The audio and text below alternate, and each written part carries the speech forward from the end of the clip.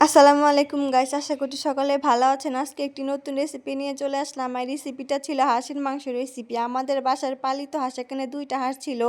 আর এই মাংসগুলো নাকটি চুলায় রান্না করা হবে। নাকটি চুলায় রান্না করার জন্য প্রথমে পেঁয়াজ, হলুদ, মরিচ সব রকমের মশলা একসাথে দিয়ে দিচ্ছি। সব রকমের মশলা একসাথে দিয়ে সুন্দর করে মিক্স করা হবে।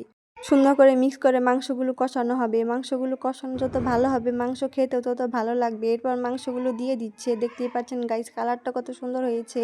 আর আমাদের বাসার সকলে এই হাঁসের মাংস রেসিপিটা খেতে অনেক পছন্দ করে। আর এই মাংসটা অনেক মজা হয় আম্মুর হাতে। শুধু এই মাংস না, আম্মুর হাতে সব রান্নায় অনেক মজা হয়। সুন্দর করে কষিয়ে নিচ্ছে আমার মা। আর মাংসটা যত কষানো হবে তত খেতে অনেক মজা লাগবে। মাংসর উপর ডিপেন্ড করে খাবারের টেস্ট। আর দেখেন, এখানে আস্ত রসুন দিয়ে দিচ্ছে আমার আম্মু।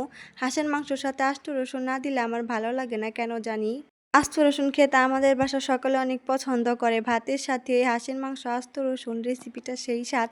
আর কালারটা দেখেন কত সুন্দর হয়েছিল। আর এই হাঁসগুলো কিন্তু দেশি হাঁস ছিল। সো টাটা গাইস, আল্লাহ হাফেজ।